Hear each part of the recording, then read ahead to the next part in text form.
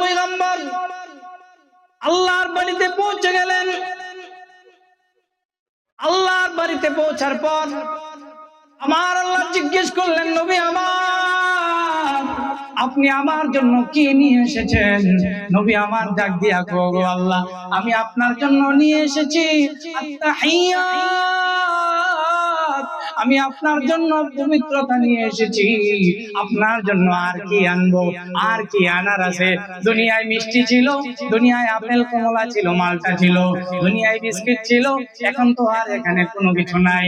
ওগো আল্লাহ, আমি আপনার জন্য পবিত্রতা নিয়ে আসলাম। আমার আল্লাহ ডাক দিয়া কই, বন্ধু, আমি আপনার সে উপরৌখন পাইয়া আমি আল্লাহ বড় মারাত্মক খুশি হয়ে গেলাম। জোরে জোরে বলেন সুবহানাল্লাহ। আলহামদুলিল্লাহি নাহমাদুহু ওয়া নাস্তাঈনুহু ওয়া নাস্তাগফিরুহু ওয়া নু'মিনু বিহি ওয়া নাতাওয়াক্কালু আলাইহি ونعوذ بالله من شرور أنفسنا ومن سيئات أعمالنا من يهد الله فلا مضل له ومن يضلل فلا هادي له ونشهد أن لا إله إلا الله وحده لا شريك له ونشهد أن سيدنا وسندنا وحبيبنا وحبيب ربنا ومولانا محمدا عبده ورسوله الذي أرسل إلى الناس كافة بشيرا ونذيرا وداعيا إلى الله بإذنه وسراجا منيرا أما بعد فأعوذ بالله من الشيطان الرجيم بسم الله الرحمن الرحيم سبحان الذي أسرى بعبده ليلا من المسجد الحرام إلى المسجد الأقصى الذي باركنا حوله لنريه من آياتنا إنه هو السميع البصير صدق الله مولانا العظيم وصدق رسوله النبي الكريم ونحن على ذلك لمن الشاهدين والشاكرين والذاكرين الحمد لله رب العالمين সবাই দুরূদ শরীফ পড়ি আল্লাহুম্মা সাল্লি আলা মুহাম্মাদিন ওয়া আলা আলি মুহাম্মাদ কামা সাল্লাইতা আলা ইব্রাহিম ওয়া আলা আলি ইব্রাহিম ইন্নাকা হামিদুম মাজিদ اللهم بارك على محمد وعلى آل محمد كما باركت على إبراهيم وعلى آل إبراهيم إنك حميد مجيد সবাই একটু জিকির করেন লা ইলাহা ইল্লাল্লাহ লা ইলাহা জোরে জোরে জোরে জোরে লা ইলাহা बुजुर्गों की नहीं हमको जरूरत गुलाम अपना बना हमको खुदाया ला इलाहा जुरे ला इलाहा इल्लल्लाह ला इलाहा ইল্লাল্লাহু মুহাম্মাদুর রাসূলুল্লাহ সাল্লাল্লাহু আলাইহি ওয়াসাল্লাম। ফরিদপুর নুরানি ও হাফিজিয়া মাদ্রাসার চতুর্থ ইসলামী ওয়াজ ও দোয়া মাহফিলের আজকের সভাপতি আলহাজ আনসারুল ইসলাম হায়দার খান ফরিদ মহতি জলসার সকল উপস্থিতি যারা আজকে এখানে উপস্থিত হয়েছেন, সমাগত হয়েছেন, তিনারা সহ পর্দার আড়ালে যে সকল মা বোনেরা আসছেন, সকল মা বোন সহ আল্লাহ সুবহানাহু ওয়া তাআলা আজকের এই মহতি জলসায় আমাদেরকে এনেছেন, আমাদেরকে বেহেশতি বাগানে আসার বসার তৌফিক দান করেছেন। সবাই অন্তর থেকে শুকর আদায় করি আলহামদুলিল্লাহ।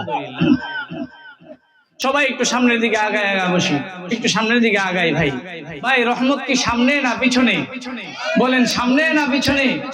সবাই একটা তাকবীর দেন, নারায়ে তাকবীর। সামনের দিকে আসেন, সামনের দিকে। দিন ইসলাম, দিন ইসলাম। আজকের মাহফিল, হ্যাঁ বলেন, সফল হোক, কবুল হোক। আজকের মাহফিল, আজকের মাহফিল আল্লাহ সুবহানাহু ওয়া তাআলা আজকের মাহফিলকে কবুল আর মঞ্জুর করেন। সবাই বলি আমিন। এই মাসটা কি মাস জানেননি? হ্যাঁ, ইংরেজি ডিসেম্বর। আর আরবি কোন মাস? হ্যাঁ, সবাই জানে না, দুই একজন বলছে রজব মাস। কি মাস ভাই? রজব মাস। অর্থাৎ রমাদানের হাওয়া কিন্তু বইতে শুরু করছে, তাই না ভাই? আপনারা যদি কথাবার্তা বলেন না, কথা যদি না বলেন, তাইলে ওসব বয়ান করা তো সম্ভব হবে না। ভাই রমাদান মাস সামনে যে আসতেছে, রমাদানের হাওয়া শুরু হয়ে গেছে। রজব মাস যখন আসে তো রমাদানের হাওয়া বইতে শুরু করে। সুবহানাল্লাহ। এইজন্য রাসূল করিম সাল্লাল্লাহু আলাইহি ওয়াসাল্লাম বলেন, রজব মাস যখন তোমাদের সামনে উপস্থিত হয়ে যায়, তখন তোমরা এই দোয়া করো, আল্লাহুম্মা বারিক লানা ফি রজব ওয়া শাবান ওয়া বাল্লিগনা রমাদান। কি দোয়া করবেন?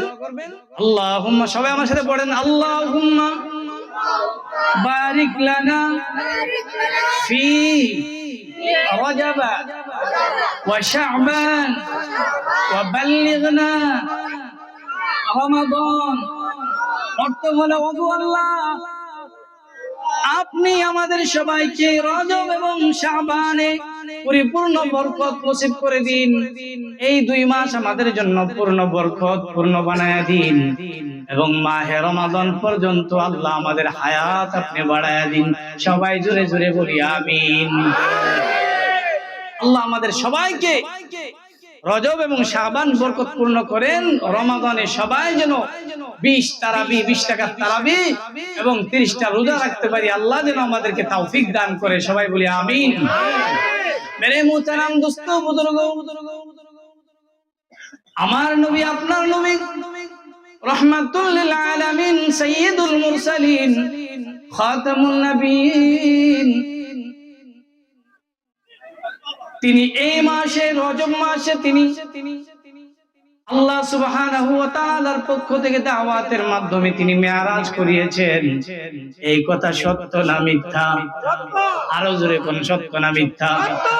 রাসূলের মেরাজ হয়েছিল রজব মাসে। তিনার মেরাজটুকু স্বপ্ন যুগে হয়েছিল নাকি সশরীরে হয়েছিল? বলুন। সশরীরে তিনার মেরাজ হয়েছিল। সত্য না মিথ্যা? স্বপ্ন যুগে হয়েছিল না সশরীরে? আল্লাহর পয়গম্বরের মেরাজ হয়েছিল সশরীরে। এমন রজব মাসে রাহমাতুল লিল আলামিন, সাইয়্যিদুল মুরসালিন, দোস্ত আমার, তিনি যখন এমন রজব মাসের চাঁদ যখন উদয় হয়ে গেল, রজব মাসের চাঁদ উদয় হওয়ার পর তিনার কলিজার টুকরা, সবচেয়ে সম্মানের পাত্র, তিনার সম্মানিত চাচা আবু তালেব, আবু তালেব আমার নবী, আপনার নবী রাহমাতুল লিল আলামিনকে রজবের চাঁদের প্রথম সপ্তাহে সংবাদ দিলেন। আর বাতিজাকে ডাক দিয়া বললেন, বাতিজা, মনে হয় আর বেশি দিন আমি বাঁচবো না, আমার সাকরাত শুরু হয়ে গেছে। ভাতিজার সঙ্গে যখন এই কথা বললেন, আমার আপনার নবী সাইয়্যিদুল মুরসালিন খাতামুন নবীন চাচাকে ডাক দিয়ে বললেন, চাচা যান, আপনি শুধু একবার পড়ুন লা ইলাহা ইল্লাল্লাহু মুহাম্মাদুর রাসূলুল্লাহ সাল্লাল্লাহু আলাইহি ওয়াসাল্লাম। ওহে আমার চাচা যান, একবার মাত্র আপনি এই কালিমা পড়ুন, কথা দিলাম আমার কোমরের গামছা বেঁধে আপনাকে টেনে টেনে জান্নাতে নিয়ে যাব। জোরে বলেন সুবহানাল্লাহ। আর যদি আপনার লা ইলাহা ইল্লাল্লাহর সঙ্গে মুহাম্মাদুর রাসূলুল্লাহ পড়তে যদি লজ্জা লাগে, আপনার মুহাম্মাদুর রাসূলুল্লাহ পড়ার দরকার নাই, আপনি শুধু পড়ুন লা ইলাহা ইল্লাল্লাহ। আপনাকে কথা দিলাম জান্নাতে না নিয়ে আমি মুহাম্মদ জান্নাতে যাব না। আমার নবী যখন এই কথা বললেন, একবার নবীর দিকে আবু তালেব তাকান, আবার সমাজের মানুষগুলোর দিকে তাকান, একবারে তাকাতে তাকাতে শেষ পর্যন্ত বললেন, মুহাম্মদ, তারা আমার দিকে যেইভাবে বড় বড় চোখ করে তাকিয়ে আছে, আমার মরণের পর তারা আমার দুর্নাম বলবে আর বলবে বাপদাদার জন্মে চুনকালি বেড়ে গেছে। তার চাইতে ভালো আমি আমার জাহান্নাম সঁপে নিলাম। আর আমি এই মুহূর্তে তোমার ধর্ম সত্য জানা সত্ত্বেও আমি মানতে পারলাম না। জোরে জোরে বলেন নাউজুবিল্লাহ। চাচা আমার চলে গেলেন।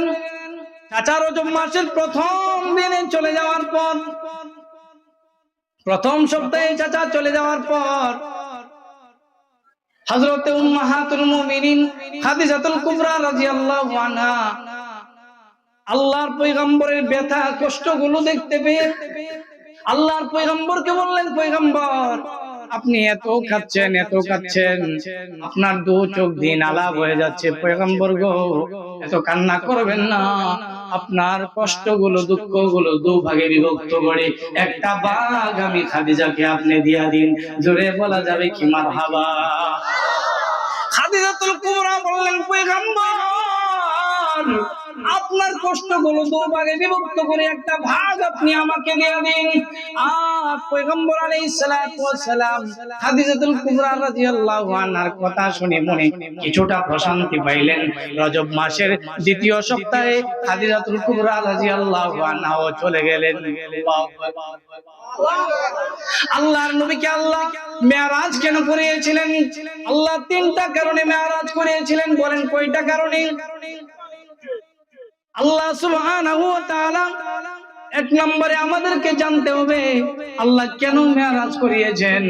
দুই নম্বরে আমাদেরকে জানতে হবে তিনি কেমন করে মেরাজ করিয়েছেন। তিন নম্বর জানতে হবে মেরাজের ফলাফল কি। ওরে আমার দোস্ত আর বুজুর্গ, খাদিজাতুল কুবরা রাদিয়াল্লাহু আনহা তিনি যখন দ্বিতীয় সপ্তাহে মারা গেলেন, ইন্তেকাল করলেন, আল্লাহর পয়গম্বরের পালক পুত্র যায়েদ রাদিয়াল্লাহু আনহু যায়েদকে ডাক দিয়ে পয়গম্বর বলেন, যায়েদ রে, মক্কা নগরীতে আর থাকা যাবে না। মানুষগুলো আমাদের উপর স্ট্রিম রোলার চালাবে, মানুষগুলো আমাদেরকে অত্যাচার করবে, চল আমরা অন্যত্র কোথাও চলে যাই। যায়েদ ডাক দিয়া বলেন, পয়গম্বর কোথায় যাবেন? পয়গম্বর ডাক দিয়ে বলেন, যায়েদ, আমার দুধমা হালিমার দেশ তায়েফ নগরীতে চলে যাব, তায়েফ নগরীতে থাকবো। সেখান থেকে যদি কিছু মানুষ ইসলাম গ্রহণ করে তাতে আমাদের সফলতা আস্তে ধীরে আসতে থাকবে। জোরে জোরে বলেন সুবহানাল্লাহ। আত-তারিক ইলাল হিজরা, এই আত-তারিক ইলাল হিজরা রুট হজ করতে গেলে দেখবেন সেই রুট দিয়ে আল্লাহর পয়গম্বর যায়েদকে নিয়ে তিনি হাঁটতে হাঁটতে চলতে শুরু করলেন তায়েফের দিকে।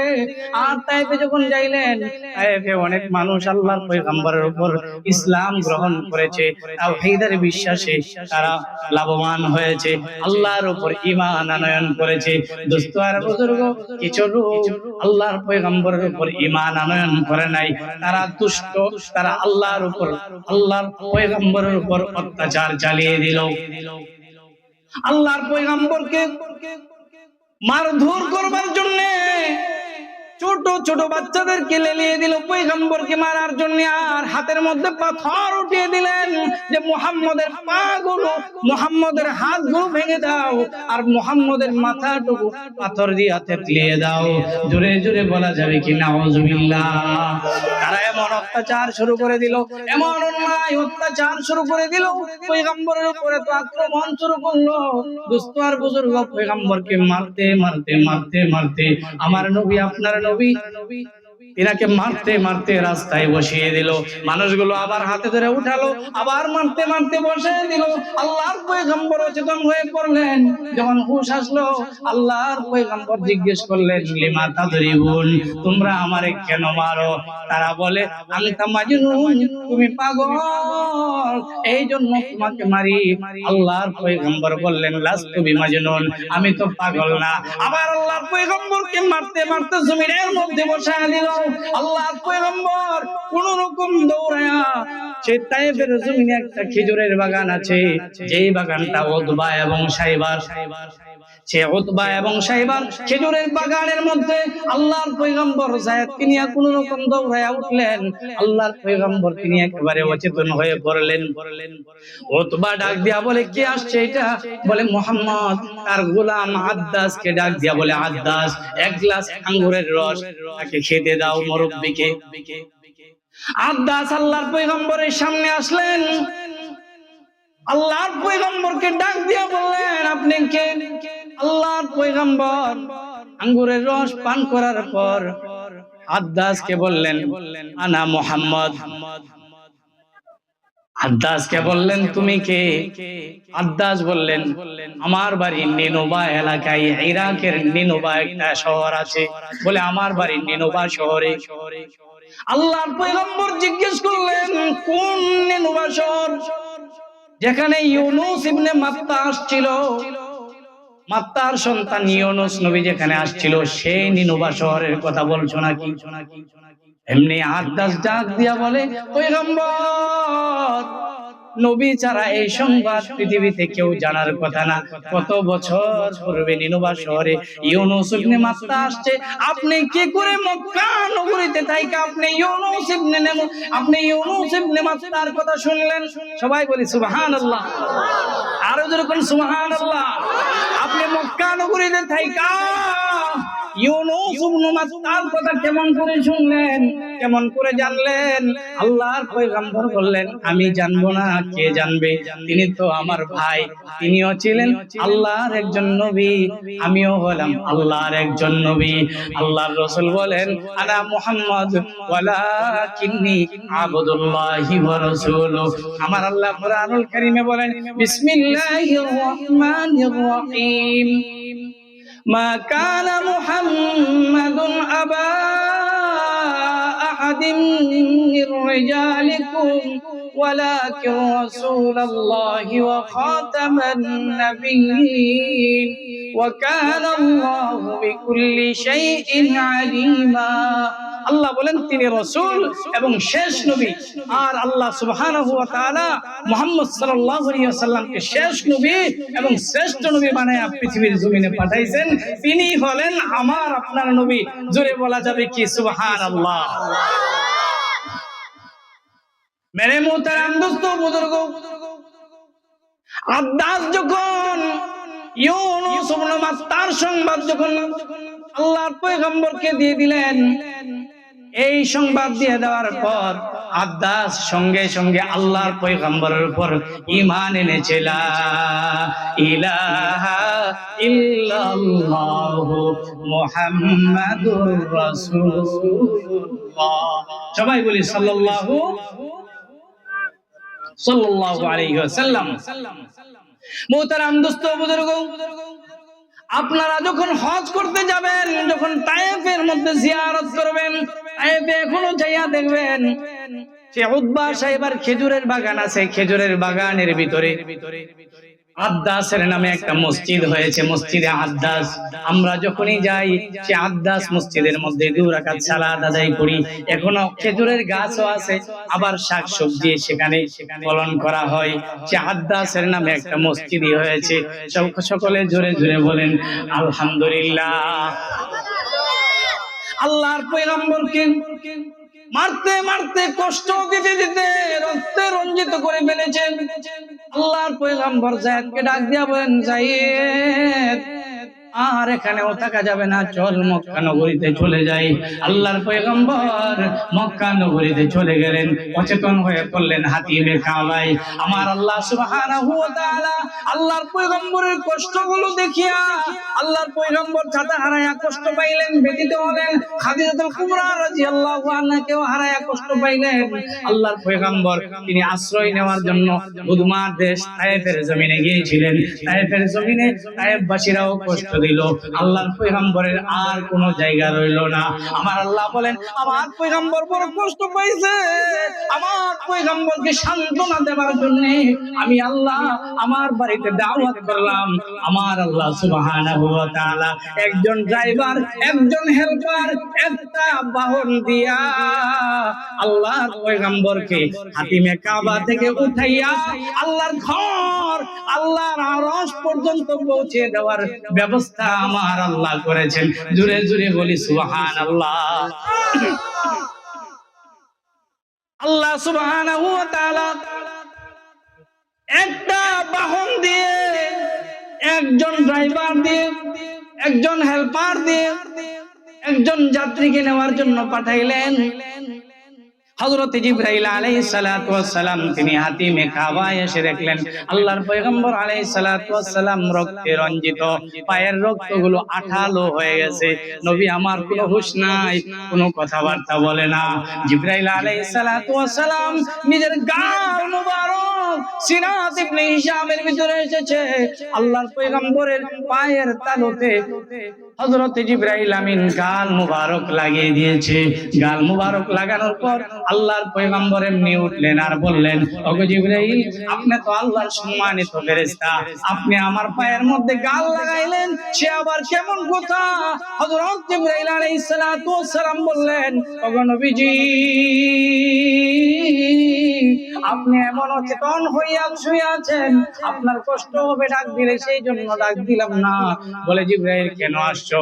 বলে, আল্লাহ আপনাকে আল্লাহর বাড়িতে দাওয়াত করেছে। মারহাবা,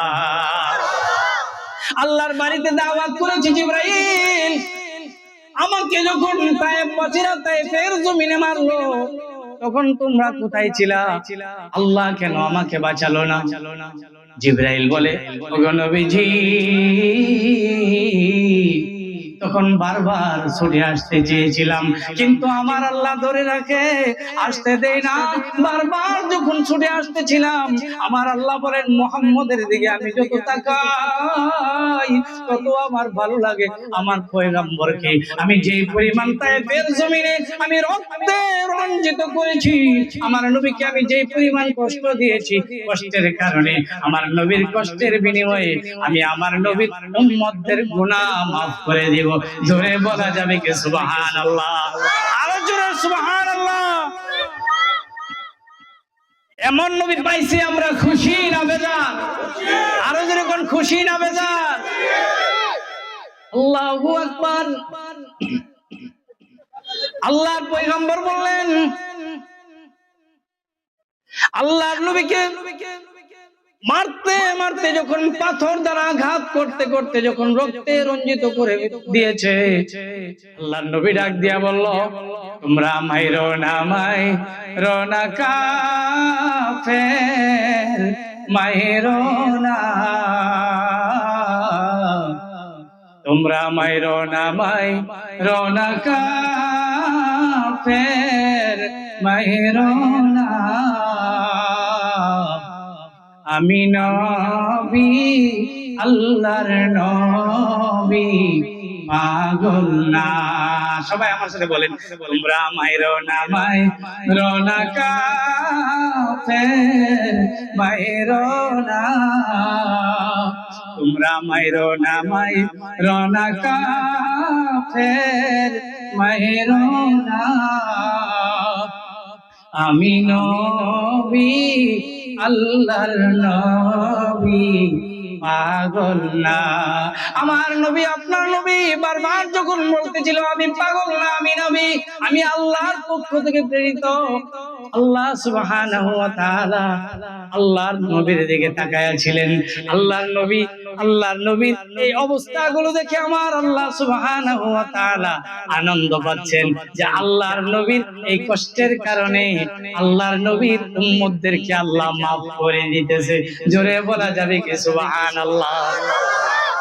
তিনি একজন মদিনার বুলবুল, আল্লাহ তিনাকে সম্মানিত করেছেন। পৃথিবীতে তিনার উপর আর কোন সম্মানিত লোক নাই, সম্মানিত কোন নবী নাই। আল্লাহ সুবহানাহু ওয়া তাআলা তিনাকে এবার মেরাজ করাবেন। একটা বাহন পাঠাইলেন, একজন ড্রাইভার পাঠালেন, একজন হেল্পার পাঠালেন, এই তিনজনকে পাঠালেন আল্লাহর পয়গম্বরকে নেওয়ার জন্য। আল্লাহর পয়গম্বর এবার তিনি বাহনের মধ্যে ওঠার জন্য প্রস্তুত হয়ে গেলেন। তিনি সাওয়ারির মধ্যে উঠবেন,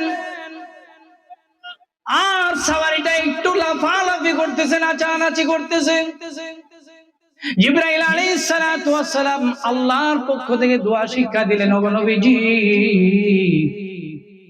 আপনি সহ আপনার কোন উম্মত যখন কোন বাহনে আরোহণ করবে তখন যেন তারা এই দোয়া পড়ে নেই, সুবহানাল্লাযী সাখখারা লানা হাযা ওয়া মা কুন্না লাহু মুকরিনিন ওয়া ইন্না ইলা রাব্বিনা লামুনকালিবুন। এই দোয়াটা আপনারা পারেননি? এই দোয়াটা বাজান শিখে নেবেন। আল্লাহর পয়গম্বর তিনি বুরাকের মধ্যে আরোহণ করবার সময় জিবরাইল আমিন এই দোয়া তিনার কানে কানে শোনায়া দিলেন, আর আল্লাহর পয়গম্বরকে শোনালেন যে এই দোয়া পাঠ করে আপনি যদি আপনার পরিবহনে, আপনার বাহনে যদি সাওয়ার হন, আল্লাহ সব ধরনের ক্ষতি থেকে আপনাকে হেফাজত করবে। জোরে জোরে বলেন সুবহানাল্লাহ। আমরা বাসে, ট্রেনে, বিমানে, রিকশায় চড়ি কি চড়ি না? জোরে কোন চড়ি কি চড়ি না? অ্যাক্সিডেন্ট হয় কি হয় না? মানুষ ক্ষতিগ্রস্ত হয় কি হয় না? মরে কি মরে না? পুঙ্গ হয় কি হয় না?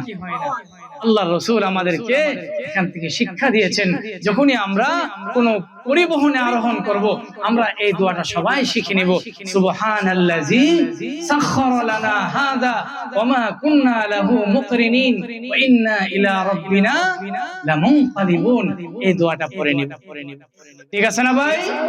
এই দোয়াটা শেখা যাবে না? এটা কোরআনুল কারীমের কিন্তু একটা আয়াত। বলেন কি? কোরআনুল কারীমের একটা আয়াত। আল্লাহর পয়গম্বর তিনি বুরাকের পিঠে সাওয়ার হলেন, বুরাকের পেছনে হেল্পার, মাঝখানে যাত্রী আল্লাহর পয়গম্বর, সামনে ড্রাইভার হলেন হযরত জিবরাইল আলাইহিস সালাতু ওয়াস সালাম। বাহন চলতে শুরু করলো, চলতে চলতে চলতে চলতে হঠাৎ করে কোন এক জায়গায় হযরত জিবরাইল আলাইহিস সালাতু ওয়াস সালাম হঠাৎ করে বিশাল সারি সারি একটা খেজুরের বাগান দেখালেন।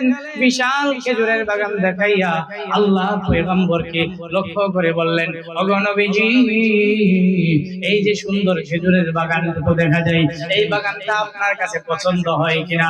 আল্লাহর নবী সারি সারি খেজুরের বাগানের দিকে তাকাইলেন, আর তাকাইয়া বললেন, হ্যাঁ, এই খেজুরের বাগানটা তো বড় মারাত্মক সুন্দর, আমার কাছে বড় পছন্দ হয়েছে। নাম জিজ্ঞেস করলেন, এই জায়গার নাম কি? জিবরাইল আমিন বললেন, এই জায়গার নামটা হলো ইয়াসরিব। বলে, নামটা তো বেশি তেমন একটা ভালো না, ইয়াসরিব অর্থ হইল মহামারী শহর। ও জিবরাইল, নামটা তো বেশি একটা ভালো না, নামটা তো বেশি একটা ভালো না, মহামারী শহর। জিবরাইল আমিন ডাক দিয়ে বলেন, নবীজি, আপনি যদি এই শহরে আসেন, আমার আল্লাহ এই শহরের নাম ইয়াসরিব রাখবে না, আমার আল্লাহ ইয়াসরিব নাম পরিবর্তন করে আমার আল্লাহ এই শহরের নাম করে দিবেন মদিনাতুর রাসূল। জোরে বলেন মারহাবা। কি করে দিবে? মদিনাতুর রাসূল আমার আল্লাহ বানায়া দিবে, ঘোষণা করছে। আল্লাহর পয়গম্বরের বাহন এখানে ল্যান্ড করলেন, এখানে ট্রানজিট দিলেন। ট্রানজিট দেওয়ার পর আল্লাহর পয়গম্বর এখানে 2 রাকাত সালাত আদায় করলেন, আবার যাত্রা শুরু করে দিল। আবার যখন যাত্রা শুরু করে দিল, দ্বিতীয়বার আবার এক জায়গায় যে ট্রানজিট দিলেন, সেই জায়গা হলো হযরতে মূসা আলাইহিস সালাতু ওয়াস সালামের তুর পর্বত। আল্লাহর নবী জিজ্ঞেস করলেন, এটা কোন স্থান? জিবরাইল আমিন বললেন, এটা হলো ওই স্থান যে স্থানে হযরতে মূসা আলাইহিস সালাতু ওয়াস সালাম আল্লাহর সঙ্গে দেখা করবার জন্য এখানে এসে তিনি উপস্থিত হতেন। সুবহানাল্লাহ।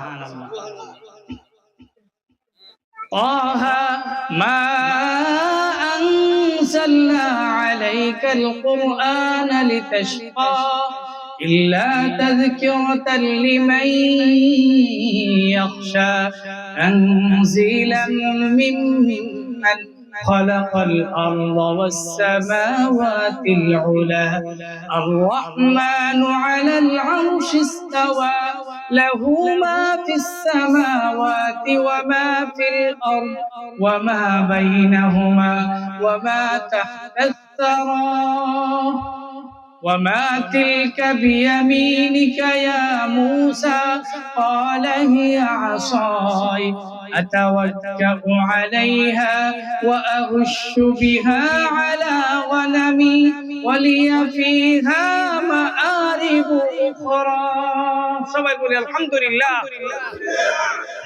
মূসা আলাইহিস সালাতু ওয়াস সালামের তুর পর্বতে আল্লাহর পয়গম্বর তিনি নামলেন, সেখানেও 2 রাকাত সালাত তিনি আদায় করলেন।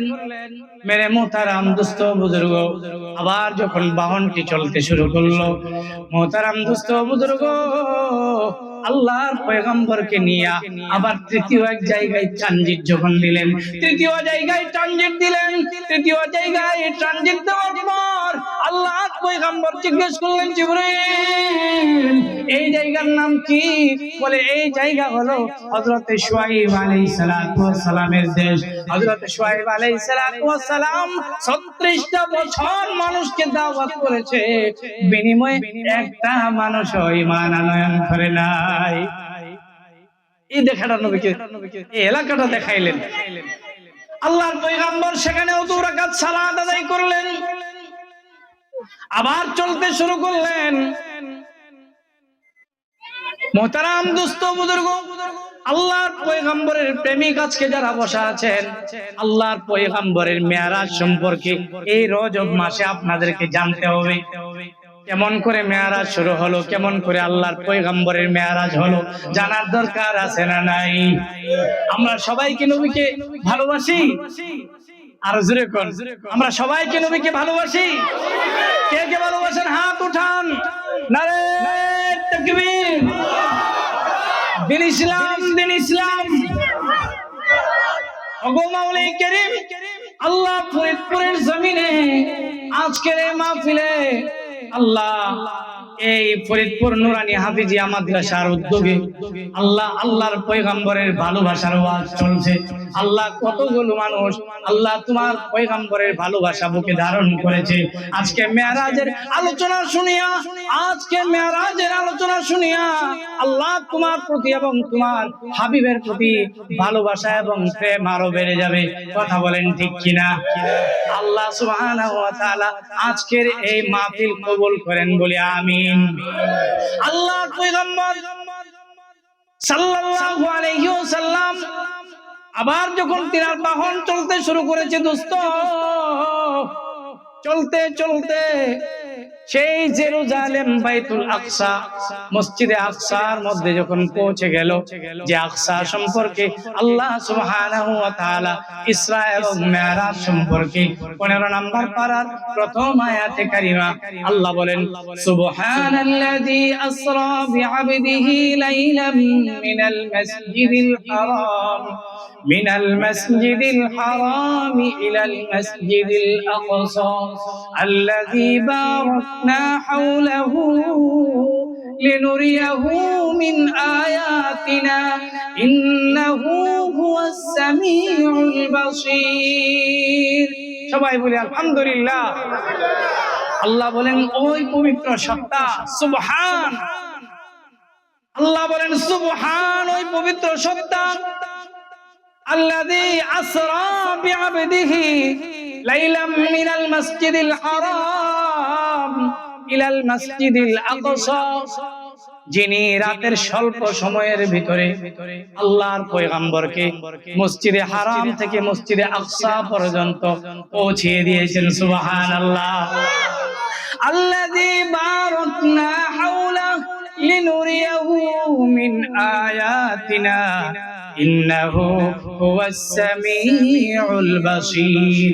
আল্লাহ বলেন যে মসজিদের চতুর্পাশ আমি আল্লাহ সুবহানাহু ওয়া তাআলা বরকতে ভরপুর করে দিয়েছি। জোরে বলা যাবে কি সুবহানাল্লাহ। মেরে মুহতারাম দোস্ত বুজুর্গ, আল্লাহর পয়গম্বর আলাইহিস সালাতু ওয়াস সালাম তিনি জিবরাইল আলাইহিস সালাতু ওয়াস সালামকে নিয়ে সেখানে উপস্থিত হয়ে দেখলেন সোয়া লক্ষ পয়গম্বর আলাইহিস সালাতু ওয়াস সালাম সারিবদ্ধভাবে দাঁড়িয়ে আছে। জিবরাইল আমিন আল্লাহর পয়গম্বরকে ধরে ধরে একেবারে সামনে নিয়ে গেলেন। আল্লাহর পয়গম্বরকে সামনের দিকে ফিরাইয়া ঘোষণা করলেন, ওগো নবীজি, আল্লাহ সুবহানাহু ওয়া তাআলা আপনাকে সাইয়্যিদুল মুরসালিন, ইমামুল আম্বিয়া, ইমামুল মুরসালিন বানাবার জন্য, ঘোষণা করবার জন্য আপনাকে সকল নবীর সামনে আমার আল্লাহ উপস্থিত করে দিয়েছে। জোরে বলি আলহামদুলিল্লাহ। সবার সামনে আমার আপনার নবী সাইয়্যিদুল মুরসালিন, খাতামুন নবিয়্যিন তিনি উপস্থিত হয়ে গেলেন। আল্লাহর পয়গম্বর ইমামতি করলেন। ইমামত করার পর আল্লাহর পয়গম্বর আলাইহিস সালাতু ওয়াস সালাম তিনাকে নেবার জন্য আল্লাহর পক্ষ থেকে একটা রফরফ চলে এসেছে। দোস্ত, এই যুগে রফরফ বোঝানো বড় সহজ হবে। আপনারা ঢাকা শহরে কিংবা বিভিন্ন উপশহরে গেলে দেখবেন যখন 5 তলা 10 তলা বিল্ডিং গুলো হয়, আপনারা দেখবেন সেই বিল্ডিং গুলোর মধ্যে লিফট আছে না নাই? সেই বিল্ডিং গুলোর মধ্যে লিফট আছে না নাই? এই লিফট গুলো যেভাবে উপরের দিকে উঠে যায়, রফরফ ঠিক সেইভাবে উঠে যায়। ও দোস্ত বুজুর্গ, আমার আপনার পয়গম্বর নবী আলাইহিস সালাতু ওয়াস সালামকে আল্লাহ কত উপরে উঠাইলেন আমরা জানি। এই পৃথিবী থেকে 13 লক্ষ গুণ বড় হইল সূর্য। বলেন সূর্যটা পৃথিবী থেকে কত লক্ষ গুণ বড়? 13 লক্ষ গুণ বড়। তাহলে সে সূর্যটা একটা থালার মতো, প্লেটের মতো কেন দেখা যায়? এই সূর্যটা একটা প্লেটের মতো, থালার মতো কেন দেখা যায়? বলে 9,25,00,000 মাইল সূর্যটা উপরে। বুঝে থাকলে বলুন এই সূর্যটা কত মাইল উপরে? এই সূর্যটা 9,25,00,000 মাইল উপরে। তারপরে দোস্ত আর বুজুর্গ, অনেকগুলো তারকারাজি আছে, ছোট ছোট তারকারাজি। সেই তারকারাজি গুলো লাখ লাখ কোটি কোটি গুণ বড় এক একটা তারকারাজি। এইভাবে প্রথম আসমান, দ্বিতীয় আসমান, তৃতীয় আসমান। দোস্ত আর বুজুর্গ, শর্টকাট বলছি, আমার আল্লাহকে আল্লাহ সুবহানাহু ওয়া তাআলা সরাসরি সশরীরে তিনি লিফটের মতো উপরে উঠাইয়া আল্লাহ সুবহানাহু ওয়া তাআলা উপরের দিকে উঠানো শুরু করলেন। এইভাবে প্রথম আসমানে হযরত আদম আলাইহিস সালাতু ওয়াস সালাম, এইভাবে হযরত ঈসা আলাইহিস সালাম, হযরত ইয়াহইয়া আলাইহিস সালাম, এইভাবে হযরত ইউসুফ আলাইহিস সালাম, এইভাবে হযরতে সপ্তম আকাশের মধ্যে এইভাবে হযরত ইব্রাহিম আলাইহিস সালাতু ওয়াস সালামের সঙ্গে দেখা করিয়েছেন। আর প্রত্যেকজন পয়গম্বর আলাইহিস সালাতু ওয়াস সালামের সঙ্গে দেখা সাক্ষাৎ করিয়ে পরিচয় করিয়েছেন। জোরে বলা যাবে কি মারহাবা। আল্লাহর পয়গম্বর নবী আলাইহিস সালাতু ওয়াস সালাম সপ্ত আকাশের মাঝে তিনি যখন পাড়ি দিলেন, সপ্ত আকাশে যাইয়া বাজান দেখলেন একজন মুরব্বী মানুষ, একজন মুরব্বী মানুষ মসজিদের মেহরাবের পাশে টেক দিয়া, মিম্বারের পাশে টেক দিয়া বসা আছেন। আর সামনে কতগুলো বাচ্চারা খেলাধুলা করতেছে। আল্লাহর নবী জিজ্ঞেস করলেন তিনি কে? বলে তিনি হইলেন জাতির পিতা হযরত ইব্রাহিম আলাইহিস সালাতু ওয়াস সালাম। বলেন তিনি কে? জাতির পিতা হযরত ইব্রাহিম আলাইহিস সালাতু ওয়াস সালাম। আল্লাহর পয়গম্বর জিজ্ঞেস করলেন তিনি এইভাবে কেন ক্লান্ত অবস্থায় বসে আছেন, আর তিনার সামনে ছোট ছোট বাচ্চাগুলো ঘোরাফেরা করছে, দৌড়াদৌড়ি করছে, খেলাধুলা করছে। কেন খেলাধুলা করছে? দোস্ত আর বুজুর্গ, শুনলে অবাক হয়ে যাবেন। জিবরাইল আমিন ডাক দিয়া কো নবী গো, এই ইব্রাহিম আলাইহিস সালাতু ওয়াস সালাম, তিনার এত সুন্দর একটা মেজাজ দুনিয়ার মধ্যে ছিল। আমার আল্লাহ এত সুন্দর একটা মেজাজ তিনাকে দুনিয়ার মধ্যে দিয়েছিলেন। তিনার মেজাজটা, তিনার মন মানসিকতাটা ছিল ছোট ছোট বাচ্চার মতো। বাজান দেখবেন সবার মন মানসিকতা ছোট বাচ্চাদের মতো হয় না। ছোট বাচ্চাদেরকে সবাই ম্যানেজ করতে পারে না, ছোট বাচ্চাদের সাথে সবাই মিশতে পারে না। কথা বলেন ঠিক কিনা? ছোট বাচ্চাদের সঙ্গে সবাই মিশতে পারে না। আল্লাহর পয়গম্বর হযরত ইব্রাহিম আলাইহিস সালাতু ওয়াস সালামকে আমার আল্লাহ এত সুন্দর একটা মন দান করেছিলেন, এত সুন্দর একটা কোমল মনের মানুষ ইব্রাহিম নবী ছিল। এই জন্য আল্লাহ সুবহানাহু ওয়া তাআলা ইব্রাহিম নবীর সঙ্গে খেলা করবার জন্য বাচ্চাগুলোকে সামনে রেখে দিয়েছেন। আমার নবী জিজ্ঞেস করলেন, বাচ্চাগুলোকে? বলে এই বাচ্চাগুলো হলো পৃথিবীর জমিনে যে সকল বাচ্চাগুলো নাবালেগ অবস্থায় মারা যায়, নাবালেগ অবস্থায় প্রতিটি পিতা মাতাকে কাঁদাইয়া এই পৃথিবী ছেড়ে চলে যায়, আমার আল্লাহ বলেছেন এই নাবালেগ বাচ্চাগুলোর সঙ্গে হযরত ইব্রাহিম আলাইহিস সালাতু ওয়াস সালাম তিনি কিয়ামত পর্যন্ত খেলাধুলা করবেন। আর এই বাচ্চাগুলো কতদিন পর্যন্ত খেলাধুলা করবে? বলে আমার নবী জিজ্ঞেস করে, কতদিন পর্যন্ত খেলাধুলা করবে? বলে ততদিন পর্যন্ত খেলাধুলা করবে, বলে যতদিন পর্যন্ত এই বাচ্চাগুলোর মা বাপ ইন্তেকাল না করবে। যখন তার মা বাপ ইন্তেকাল করবে, প্রত্যেকটি শিশু নাবালেগ বাচ্চা তার আপন আপন মা বাবার জন্য জান্নাতের জন্য আল্লাহর দরবারে সুপারিশ করবে। আর আল্লাহ নাবালেগ শিশু বাচ্চাগুলোর সুপারিশ কবুল করিয়া পিতা মাতাকে আমার আল্লাহ জান্নাত দান করবে। সুবহানাল্লাহ। আর জোরে কোন সুবহানাল্লাহ। যাদের সন্তান শৈশব কালে বাজান মারা গেছে, অনেকে চিৎকার করে চেঁচামেচি করে কান্নাকাটি করে, অনেক মায়েরা কান্না থামাতে চায় না, কারণ 10 মাস 10 দিন পর্যন্ত গর্ভে রাখিয়া আর প্রসব ব্যথা সইয়া বাচ্চা যখন পৃথিবীতে ভূমিষ্ঠ করে, বাজান সেই সন্তানটুকু যখন দুনিয়ার মুখ দেখার পরে আবার চলে যায়, আর সে মা বাবা গুলোর চোখ দিয়া অশ্রু ঝরতে থাকে, সহজে থামতে চায় না। সেই মা বাবা গুলোর জন্য আজকে ফরিদপুর নুরানি হাফিজিয়া মাদ্রাসা থেকে এই সুসংবাদ দিতে চাই, ও মা বাবা গো, আপনাদের জন্য কোনো টেনশন নাই, আপনাদের জন্য কোনো চিন্তা নাই, আপনাদের বাচ্চা সুপারিশ করবে ইব্রাহিম নবীর সামনে। তারা এখনো খেলাধুলা করছে, আপনারা মরবেন তো আপনাদের জন্য আল্লাহর সুপারিশ তৈরি হয়ে আছে। আল্লাহর সুপারিশ আপনাদের জন্য রেডি। মেরে দোস্ত বুজুর্গ, আল্লাহর পয়গম্বর নবী আলাইহিস সালাতু ওয়াস সালাম তিনাকে সে জিবরাইল আলাইহিস সালাতু ওয়াস সালাম সঙ্গে লইয়া এখন তিনি বাইতুল মামুরে ইব্রাহিম নবীর সামনে উপস্থিত আছেন। বাইতুল মামুর হলো একটা মসজিদ, 7 আকাশের উপরে একটা মসজিদের নাম হলো বাইতুল মামুর। সেই বাইতুল মামুরটা কোন জায়গায়?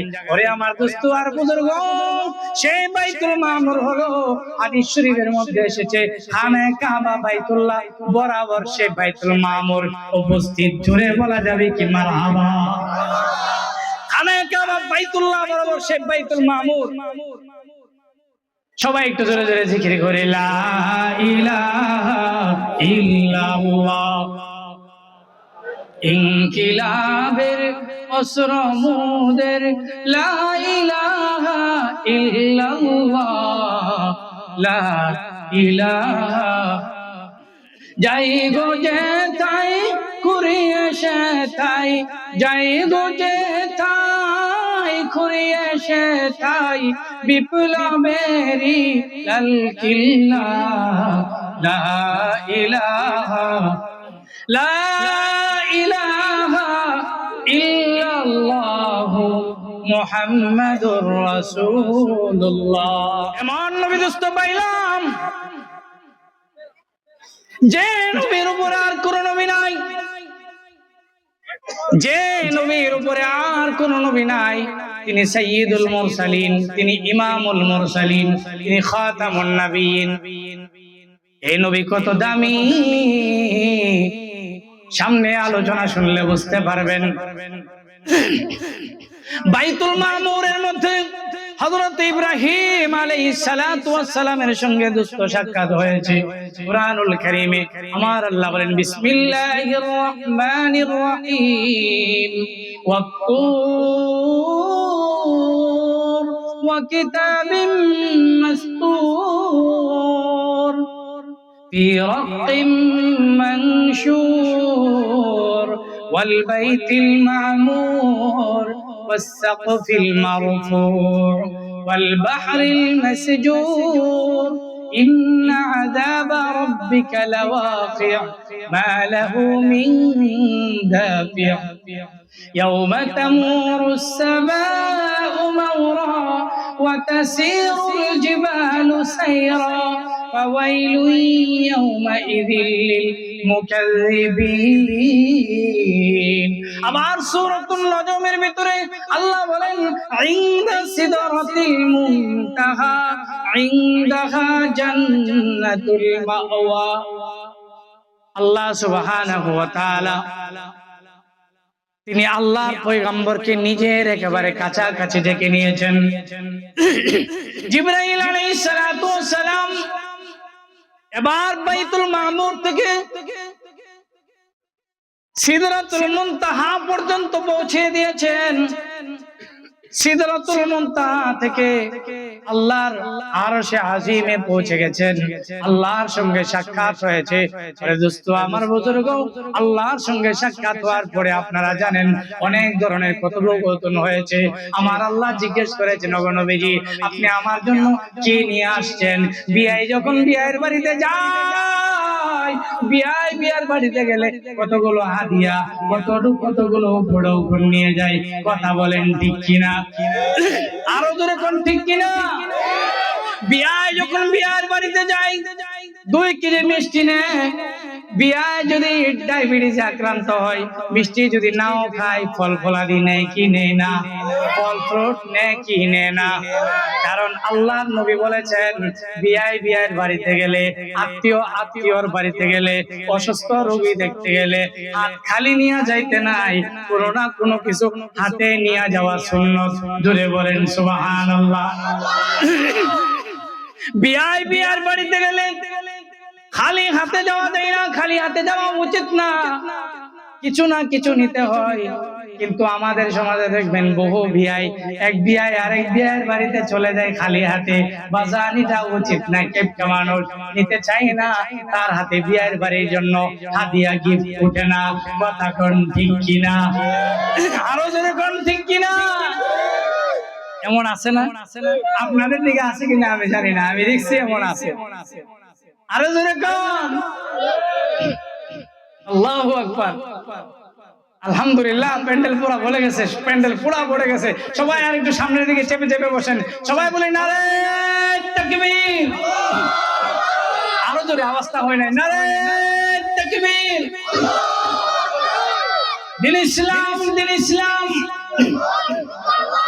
আজকের মাহফিল, আরো জোরে আজকের মাহফিল।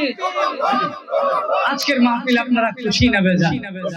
উপস্থিত হতে পেরে খুশি না বেজান? ওরে দোস্ত বুজুর্গ, আল্লাহর পয়গম্বর আল্লাহর বাড়িতে পৌঁছে গেলেন। আল্লাহর বাড়িতে পৌঁছার পর আমার আল্লাহ জিজ্ঞেস করলেন নবী আমার, আপনি আমার জন্য কি নিয়ে এসেছেন? নবী আমার ডাক দিয়া গো আল্লাহ, আমি আপনার জন্য নিয়ে এসেছি আত্তাহিয়াত, আমি আপনার জন্য পবিত্রতা নিয়ে এসেছি। আপনার জন্য আর কি আনবো? আর কি আনার আছে?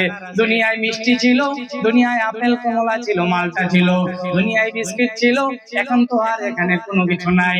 ওগো আল্লাহ, আমি আপনার জন্য পবিত্রতা নিয়ে আসলাম।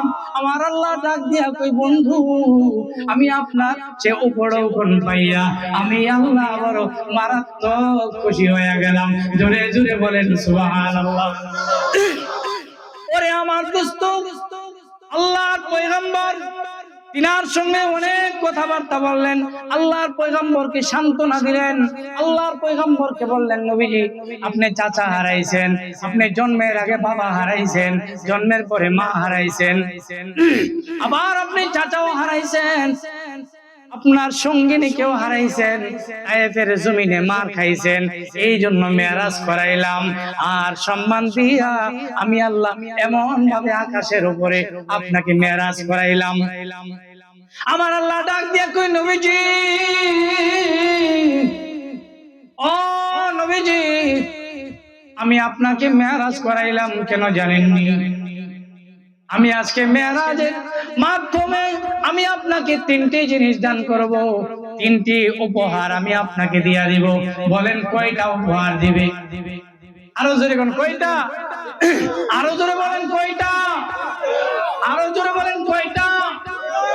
আমার আল্লাহ বলেন, নবীজি আজকে আপনাকে দাওয়াত করে আনলাম, তিনটা উপহার আপনাকে দান করব। এক নম্বরের উপহার, আমি আল্লাহ আপনাকে 50 ওয়াক্ত সালাত দান করব, 50 ওয়াক্ত নামাজ দান করব। জোরে জোরে বলি সুবহানাল্লাহ। আমরা জানি আল্লাহর পয়গম্বরকে 50 ওয়াক্ত সালাত দান করা হয়েছিল। আর প্রতিমধ্যে রাস্তার মধ্যে হযরত মুসা আলাইহিস সালাতু ওয়াস সালামের সঙ্গে দেখা হয়েছিল। মুসা আলাইহিস সালাম বারবার তিনাকে ফেরত পাঠালেন, সালাত আরো কমায় আনেন, কারণ আমার উম্মতেরা 2 রাকাত সালাত আদায় করতে পারে না, আপনার উম্মত 50 ওয়াক্ত সালাত কেমনে আদায় করবে? বারবার আমার নবীকে বাটা কমাইতে কমাইতে 5 করে কমাইতে বাজান একেবারে 5 ওয়াক্তের মধ্যে চলে আসছে।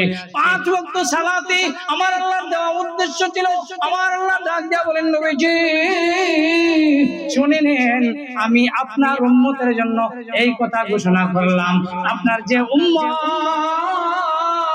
আজ থেকে একটা নেক আমল করবে, আপনার যে উম্মত একটা নেক আমল করবে, আমি আল্লাহ সুবহানাহু ওয়া তাআলা আপনার উম্মতের একটা নেকের বদলা 10 বানায়া দিব। আপনার উম্মতের এক নেকের বদলা আমি আল্লাহ 10 নেকে পরিবর্তন করে দেব। জোরে বলা যাবে কি সুবহানাল্লাহ? এক নেক কত বানাবেন? 10 গুণ বানাবেন। 1 টাকা দান করলে 10 টাকার সওয়াব হবে। 1টা রাকাত সালাত আদায় করলে 10 রাকাত সালাত আদায়ের সওয়াব। আমার নবীকে ডাক দিয়া বলেন, নবীজি আপনার যে উম্মত 1 ওয়াক্ত সালাত আদায় করলো, আমি আল্লাহ 1 ওয়াক্ত সালাতের বিনিময়ে আমি আল্লাহ 10 গুণ নেক দান করে দিব। জোরে বলেন সুবহানাল্লাহ। ও মুহতারাম, 5 ওয়াক্ত সালাত আদায় করলে আমার আল্লাহ বলেন 50 ওয়াক্ত সালাতের সওয়াব দান করবেন। খুশি না বেজার? আরো জোরে বলেন খুশি না বেজার?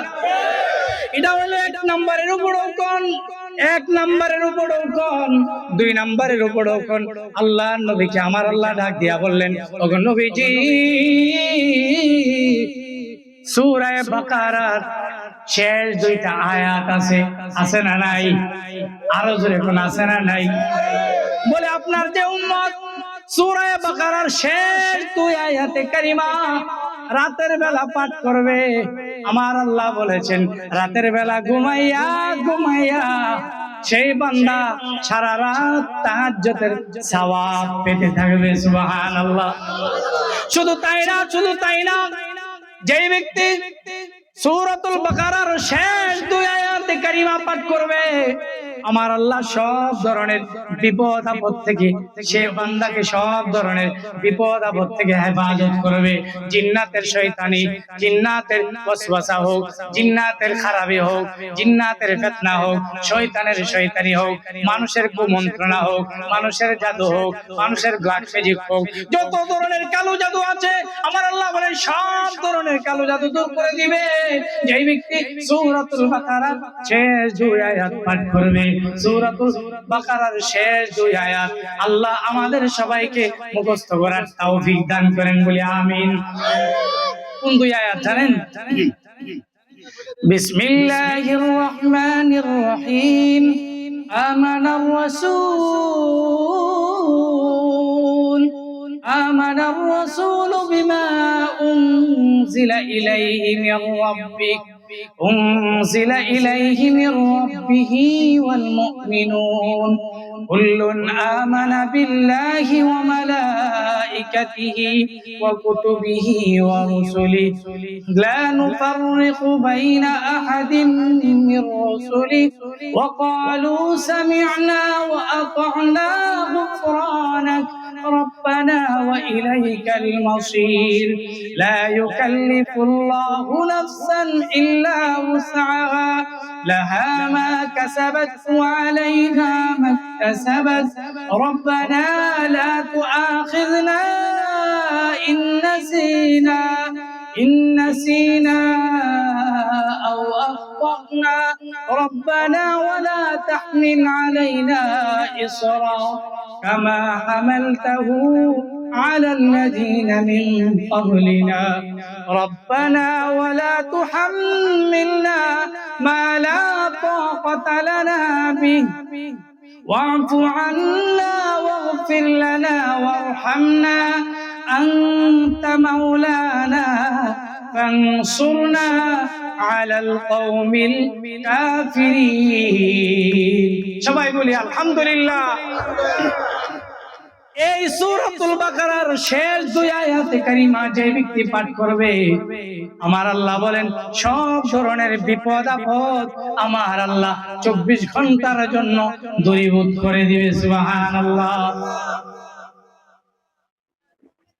24 ঘন্টার জন্য আমার আল্লাহ হেফাজত করবে। 3 নম্বরের উপরেও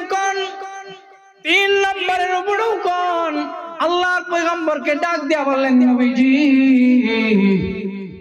আপনার উম্মতের জন্য 3 নম্বরের উপরেও কোন হলো 3 নম্বরের হাদিয়া হইল আপনার যে উম্মত জীবন ভর গুনাহ করলো পাপ করলো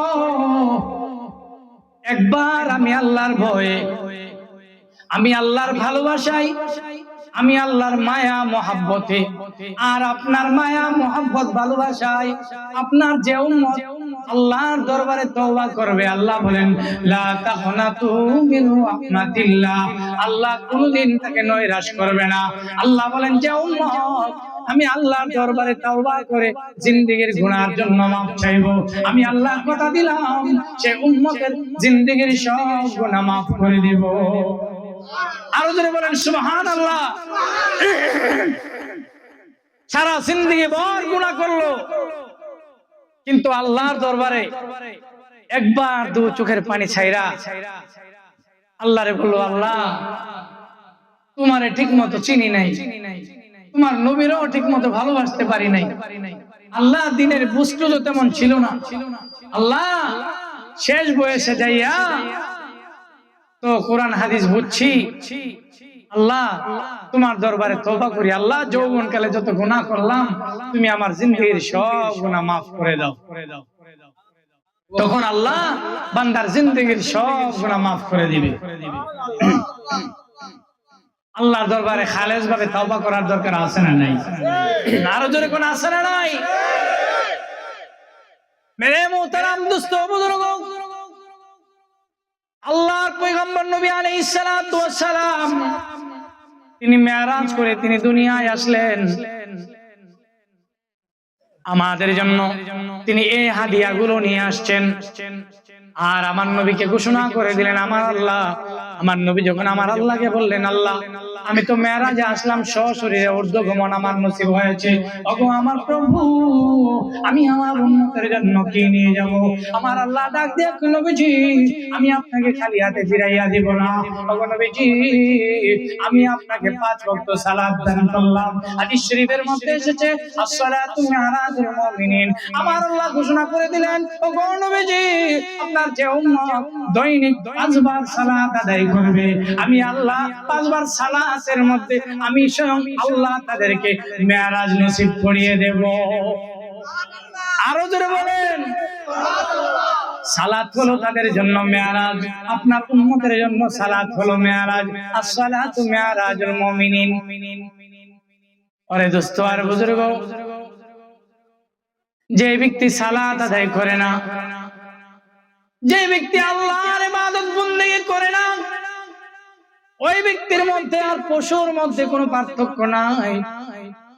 ওই ব্যক্তির মধ্যে পশুর মধ্যে কোনো পার্থক্য নাই। লক্ষ্য করে দেখুন, একটা পশু, তার জন্য আমার আল্লাহ 4টা কাজ দিয়েছে। বলেন কয় কাজ? আরো জোরে বলেন, পশুর জন্য কয় কাজ? আরো জোরে বলেন, একটা পশুর জন্য কয় কাজ?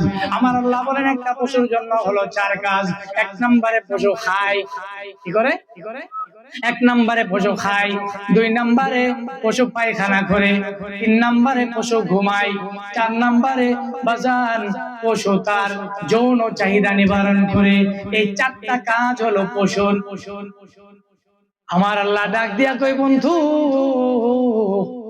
দুনিয়ার মধ্যে আমি সবকিছু আমার বান্দার জন্য, তার উপকারের জন্য, তার কল্যাণের জন্য পাঠাইলাম, আর আমার বান্দাকে দিলাম আমার ইবাদত বন্দেগী করবার জন্য। এখন পশু যেমন খায়, পশু যেমন পায়খানা করে, পশু যেমন তার যৌন চাহিদা নিবারণ করে, পশু যেমন ঘুমায়, একটা মানুষও যদি দুনিয়াতে শুধু খাইলো আর খাইলো, দুনিয়ার বুকে একটা মানুষ শুধু ঘুমাইলো আর ঘুমাইলো, একটা মানুষ দুনিয়ায় শুধু পায়খানাই করলো, একটা মানুষ শুধু যৌন চাহিদা নিবারণ করলো, একটা মানুষ শুধু সারা তার জীবন ভাত পর্যন্ত শুধু খাইলো, পায়খানা করলো, ঘুমাইলো, যৌন চাহিদা নিবারণ করলো, আল্লাহরে চিনলো না, আল্লাহর ইবাদত বন্দেগী করলো না। ওরে দোস্ত, তোমরাই উত্তর দাও। আমার আল্লাহ বলেছেন এই মানুষের মধ্যে আর জীব জানোয়ারের মধ্যে কোনো পার্থক্য নাই। আছে? কিন্তু মেরে মুহতারাম, আমি বলেছি মানুষের চাইতেও নিকৃষ্ট হয়ে গেল, জীব জানোয়ারের চাইতেও নিকৃষ্ট হয়ে গেল সেই মানুষটা, যে মানুষটা জীব জানোয়ারের মতো শুধু খাইলো, ঘুমাইলো, যৌন চাহিদা নিবারণ করলো আর পায়খানা করলো। কিন্তু আমার আল্লাহ পশুর চাইতে নিকৃষ্ট বলে নাই। আমার আল্লাহ বলেছেন, তাদের তুলনা করেছেন কুকুরের সঙ্গে। আরো জোরে বলা যাবে কি কার সঙ্গে? আমার আল্লাহ কুরআনুল কারীমে বলেন, ফামাসালুহু কামাসালিল কালব। আল্লাহ বলেন ফামাসালুহু, তাদের উদাহরণ হলো কামাসালিল কালব। আল্লাহ বলেন তাদের উদাহরণ হলো কুকুরের সাথে, তারা কুকুরের মতো হয়ে গেল। আবার কুরআনুল কারীমে সূরাতুল জিলজালের ভিতরে আমার আল্লাহ বলেছেন, উলাইকা হুম শাররুল বারিয়া।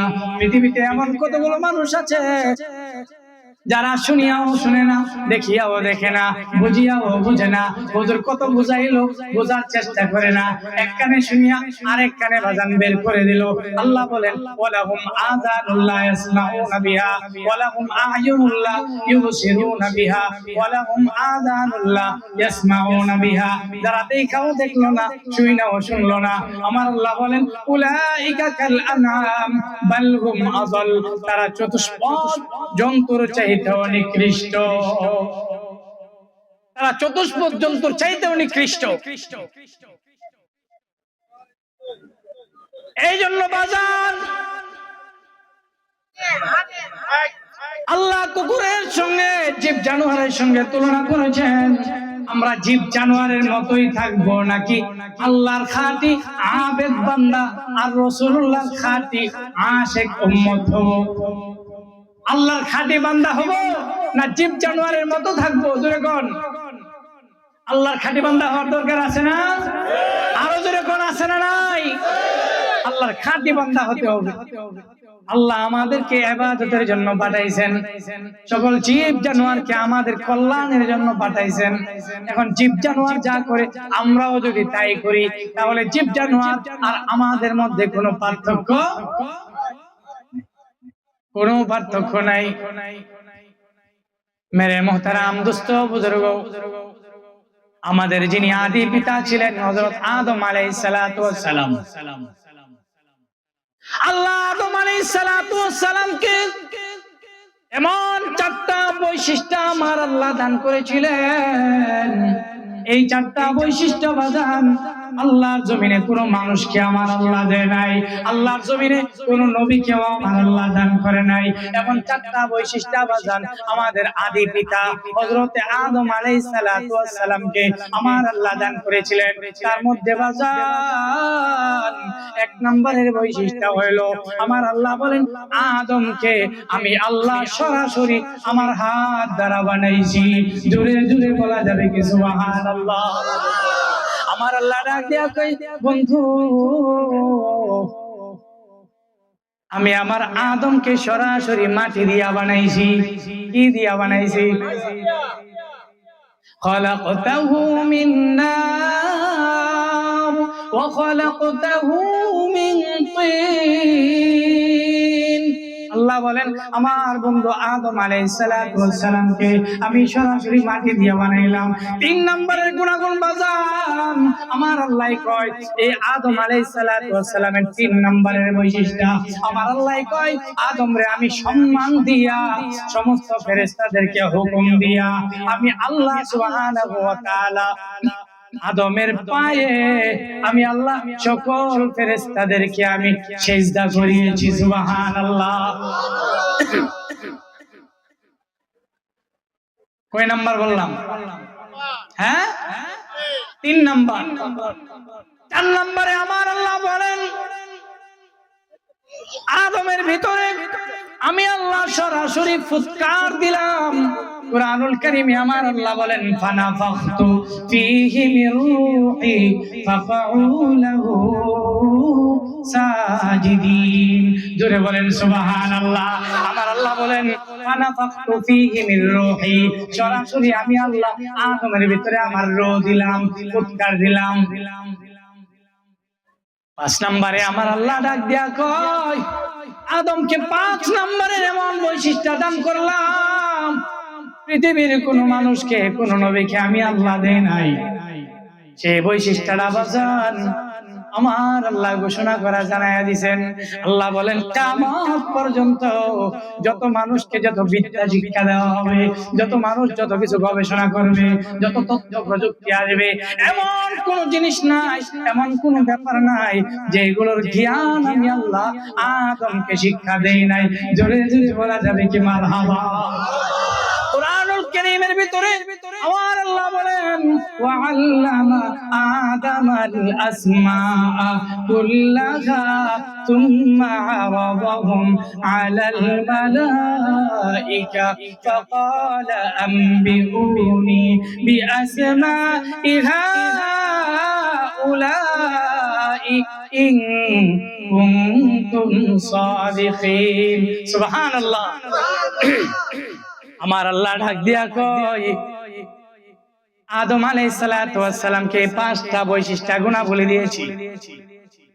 আমার আদম নবীকে আমি নিজ হাত দ্বারা খাঁটি মাটি দিয়া বানাইয়া ফেরেশতাদেরকে সিজদা করাইয়া আমি আদমের বডিটা যখন জান্নাতের ভিতরে শোয়াইলাম, জান্নাতের ভিতরে আদমকে শোয়ানোর পর সমস্ত ফেরেশতাদেরকে বললাম ফেরেশতারা শোনো আমার আদমকে সবাই যাইয়া আবার দেখভাল করে আসো। আমার আদমকে কত সুন্দর করে আমি আল্লাহ বানাইলাম। সমস্ত ফেরেশতারা দেখভাল করবার জন্য, সমস্ত ফেরেশতারা দেখার জন্য গিয়েছে। আমার আল্লাহ সাথে ইবলিসকেও পাঠাইছেন, শয়তানকে ইবলিসকে পাঠাইছেন। আমার আল্লাহ ইবলিসকে পাঠাইয়া ইবলিসকেও বললেন আদমকে দেখার জন্য। ফেরেশতারা আদম আলাইহিস সালাতু ওয়াস সালামের বাজান বডির চতুর্পাশে ঘুরা ঘুরা আদম নবীকে দেখতেছে।